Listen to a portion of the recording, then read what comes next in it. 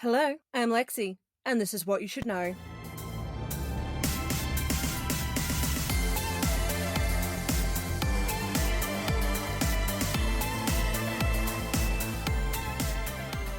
So, I'm still super stoked about my new shop on Spreadshop.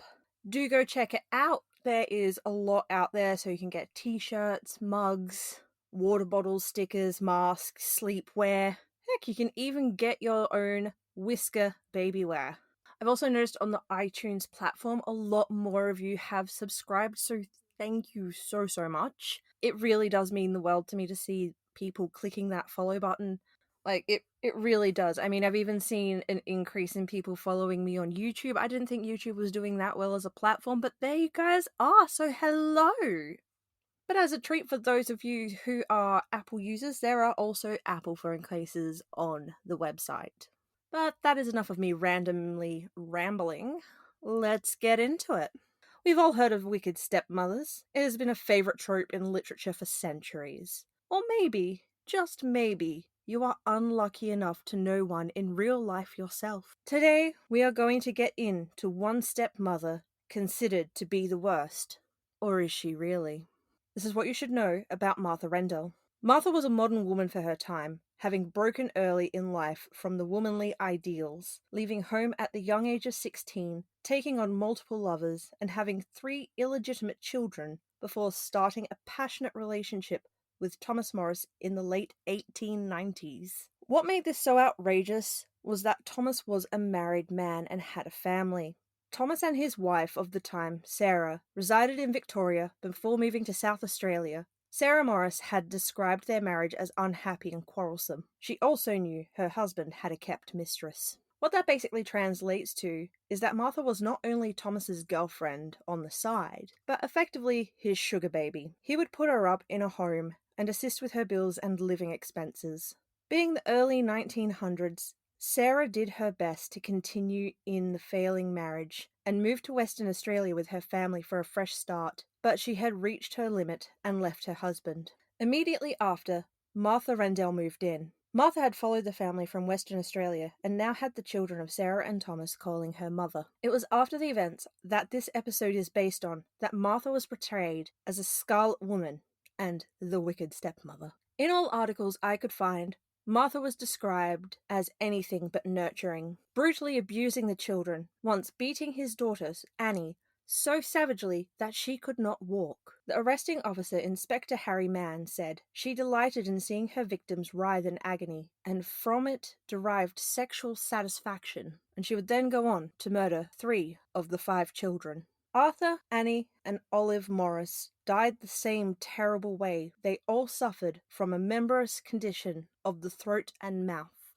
7-year-old Annie was the first to fall victim to Martha's deranged cruelty. Her method was to put something in the children's food that would result in a sore throat. Annie passed away on the 28th of July, 1907, and Dr. Cuthbert issued the death certificate. It stated the cause of death was diphtheria. After killing Annie, Martha turned her attention to Olive, who was only 5 years old. Sadly, Olive died on the 6th of October, just 4 months later. And again, Dr. Cuthbert issued a death certificate, stating the cause of death was once again diphtheria. It was then that Margaret targeted Arthur, the 3rd son and youngest child still alive. Arthur, who was only 14, took longer to die. He suffered from burning in the stomach, cardiac failure, ulceration of the bowels, and hemorrhaging. His death was 1 year to the day after Olive's death, on the 6th of October, 1908. It was this time that Dr. Cuthbert asked permission for an autopsy. While Martha agreed, she said she wanted to be present during the investigation and stood by as the autopsy was performed. The early 1900s was honestly a horror show. Just allowing this random person with no medical training to stand by and watch an autopsy without any question. Just, yeah, sure, you can stand there and watch as we carve up your stepson. Well, I say that. They all assumed that that was actually her son, which just brings so many more questions forward, but I'm just not sure how to word them. The doctor found nothing to incriminate her during this autopsy, and the death was considered to be natural. These deaths only became suspicious in April of 1909. Martha began targeting the 2nd son, George. It didn't take long for him to complain of a sore throat after drinking a cup of tea. Martha portraying the role of a caring stepmother, coated his tonsils with syrup. This understandably frightened the boy, who ran to his mother's place some streets away. What added suspicion to this was when a neighbor wrote an anonymous letter to Dr. Cuthbert, as she had heard a rumor of Arthur screaming murder and police when Martha would give him medicine. This letter was enough to trigger an investigation into both Thomas and Martha. The bodies of Annie, Olive, and Arthur were exhumed, and their throat tissue was tested, and it was confirmed that poisoning from spirits of salts would be found to be the true cause of death. Now, in the 1900s, drugs of all description names had such theatrical names. Honestly, I wish we still used names like this, but alas, spirit of salts is now simply known as hydrochloric acid. Inspector Harry Mann conducted the inquiries for the 3 deaths and heard repeated references to the children having their throats painted with alleged medicine and Martha's apparent indifference to their pain. One neighbor claimed he often peeked into the windows, seeing her standing in front of a screaming victim, rocking back and forth as if in ecstasy. Some also claimed to have witnessed her masturbating. Just take a moment to soak that information in. Feel free to pause this episode if you feel like you need to throw up, because I sure as shit know that made me feel sick. Detective Mann located George, who had claimed to run away because his stepmother had killed his siblings and was trying to poison him with spirits of salts. The inquiry was hampered by the period of time that had passed since the deaths of the 3 children, and because the doctors could not say what effect swabbing with spirits of salt would have. Suspicions were further aroused when it was shown that Martha had purchased large quantities of spirits of salts during the period of the children's illnesses, but none since the last death. Martha and Thomas Morris were both charged with murder. Martha was sentenced to death by hanging. She protested her innocence, maintaining that she was treating the children for diphtheria. Thomas Morris was also charged with the murders. However, he was acquitted. It was believed that although he was the one who had actually purchased the spirits of salts, he had not been aware of the crimes until after the children's deaths. The jury wanted to find him guilty for being an accessory after the fact, but this was not allowed. After the hearing, there was a considerable public outrage. The press portrayed her as a scarlet woman and a wicked stepmother, like I had said at the start. On the 6th of October, 1909, 3 years after Olive's death and 2 after Arthur's, Martha was hanged at the Fremantle prison and was buried in the cemetery. She is the last woman to be legally hanged in the country of Australia. This is the same grave where serial killer Eric Edgar Cook was buried after execution 55 years later. If that name sounds familiar, it is because I covered him in episode 14. Eric was undoubtedly guilty of his crimes. However, over 100 years later, Martha's case has been looked into again with modern knowledge. So let's throw out last century's virtues and look at this case once again, because we might find that if this case was tried in modern society, she may have been acquitted. The deaths of the 3 children shook Western Australian society to its core, but it wasn't just those deaths that contributed to Martha's sentence, but also her crimes that undermined the highly regarded virtues of marriage, womanhood, and motherhood. Remember, she moved out of home at 16 and was unapologetically sex positive, taking different lovers and having children outside of marriage, which to us right now doesn't sound that outrageous. But over 100 years ago, it would have led to your death in a conservative enough place. During the investigation, the media and society portrayed Martha as being emotionless, evil, and dangerous, due to her defying what society deemed was acceptable behavior for women at the time. The media's focus on her during the trial and execution, and the citizens' perceptions of her, really does resemble a witch hunt akin to what happened in Salem, as they viciously condemned her.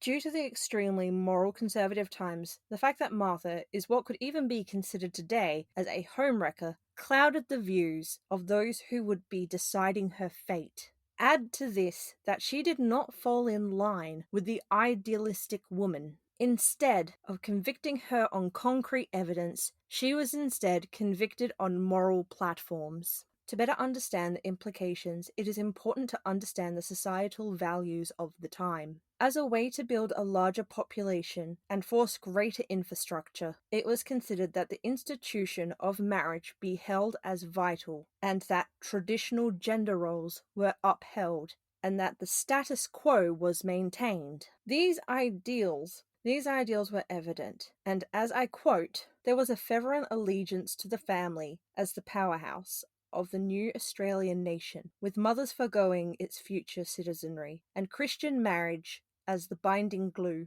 all guided by values of respectability and hard work. Further proof on how tightly they clung to the importance of societal views is clearly seen in 1901 in Perth, where speakers opposing a proposed federal divorce bill claimed that making divorce easier would open the floodgates to adultery and orphaned children, and that the state must protect the family and punish severely all transgressions. So much for separating church and state, right? There was the alternative of de facto living. However, those who partook in that lifestyle did so in secret, since the arrangement was universally condemned as immoral. These values contributed greatly to shaping the recording of Martha Rendell's crime. This is where the salacious rumors came out, including the supposed neighbor peeking through her windows while she got off to her stepchildren writhing in agony. Everywhere I read about this allegation, it was only spoken about after the fact of Martha being an alleged homewrecker came out. So this peeping Tom only felt the need to say something after that, not when he saw what looked like a small child being abused. So I feel for the sake of reality, that should be thrown out immediately. A creeper coming up with an excuse for looking through windows he shouldn't be. So there is a large chance that harsh sentencing came from Martha breaking societal rules, with other women calling out for her death penalty or worse, as if there is something more possible. It is important to remember that Thomas was living the same lie and was initially accused of the same crime, and yet he was not scrutinized and hated in society and the media like Martha was. And why would this be? Now look, I promise I am not trying to turn this into a sexism lecture, but it reflects back on the societal standard of gender roles and expectation on women of that time. The narrative told spiraled outrageously as articles claimed that there was no doubt that Martha murdered all 3 children, despite the fact that she was only being charged with Arthur's death. Articles were published portraying how she committed her crimes, building up a horrific graphic narrative that belongs in a Brothers Grimm story for the public, despite having no evidence to attest to what actually occurred. This all came from a child making accusations, nothing more. So I feel it is fair to say that Martha received unfair treatment due to social politics that were involved, as well as the issue with historical sexism. At the very least, Thomas should have been sentenced to death, or Martha should have been acquitted. Why, I hear you asking? Because I'm a supernatural being that can hear you through the podcast? Because if the children were in fact being murdered rather than dying from disease, then the fact that Thomas was supplying the poison should highlight the fact that he was also involved. This was a man who kept a mistress, kept the children, and allowed his mistress to pretend to be their mother. What if he didn't want to be a father anymore? Because he wasn't the first, nor even remotely the last man to have his children killed. There is just as much of a chance that he did it alone and told Martha it was to medicate the children, as it was for them to both be in on it. But I struggle to believe any person who purchases a corrosive substance, such as hydrochloric acid, and then witnesses their children die one by one, is ignorant of how or why. But let's look at the version of the physical evidence we do have. Keep in mind, this happened over 100 years ago, so we only have what was recorded. Let's start with diphtheria. Isn't that a fun sentence?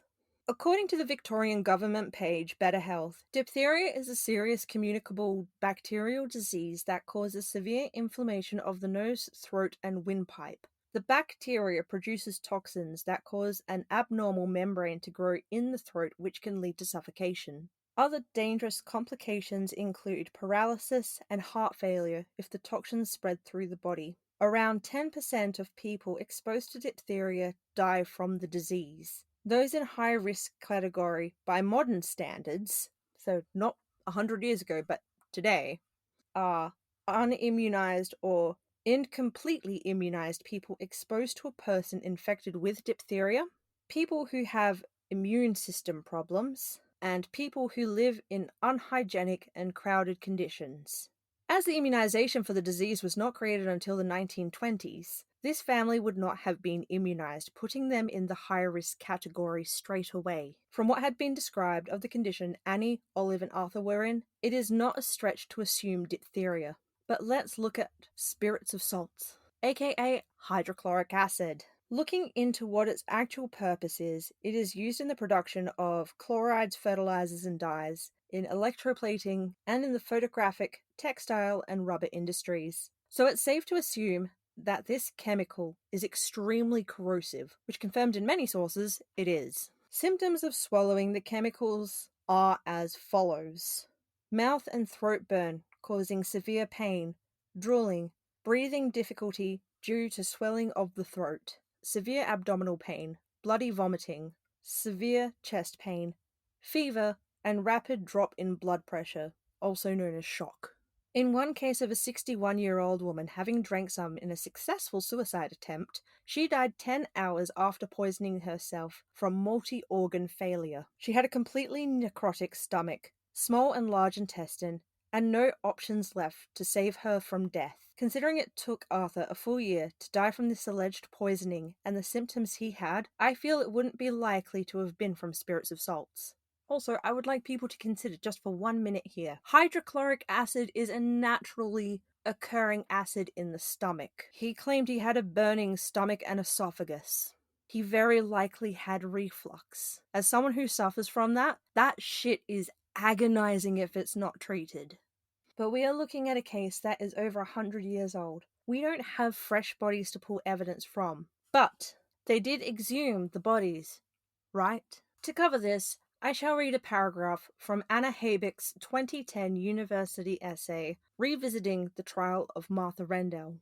It is true that this was a difficult and unusual investigation with no crime scene, fresh bodies, or eyewitnesses. Only a 14-year-old boy reporting words his deceased brother had allegedly spoken, and neighborhood gossip reported retrospectively. No incriminating physical evidence collected from the cottage, and no incontrovertible forensic evidence either. This was despite the exhumation of the children's bodies and the most extensive forensic analysis and laboratory experiments in a criminal trial in Western Australia to that date. Forensic science may have been in its infancy in Perth, but still the expert evidence presented at the Rendell trial in no way matched the rigorous standards of proof demanded by British toxicology experts, notably Professor Alfred Swain Taylor, who pioneered the field during the 19th century. Yet armed with nothing more concrete than a young boy's testimony and medical scientific conjecture about what happened to the children, the police forged ahead. They were vindicated in their gamble when, in August 1909,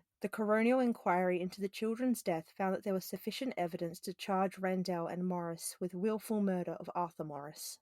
So to simplify what I believe she is saying, they really were reaching with this. And because people were hoity-toity and clutching their pearls, it worked. It was not what we would consider a passing grade, but the outrage of Martha not being the mother of these children and being the other woman is what pushed it over the threshold. If this was a devout married woman and her own biological children, this would not have been so heavily pushed to follow through with a hanging. So we are left only to wonder what really happened. Maybe Martha really is a wicked stepmother, worthy of her own grim fairy tale. Or maybe it was a case of Munchausen's by proxy. It could have even been a case of the father hiding the spirits of salts and telling her it was medication, or even just a child who hated his stepmother telling lies that spiraled out of control. At the end of the day, we truly do not know all the facts, and the records are scarce, and the media is old-timey clickbait. But on that note, that is all I have for you this week. As always, I'll be posting relevant pictures on Instagram and Facebook at What You Should Know Australia. If you have any requests or your own stories, please send them through to my email, whatyoushouldknowaustralia@gmail.com. But until next week, stay safe and stay hydrated. Bye!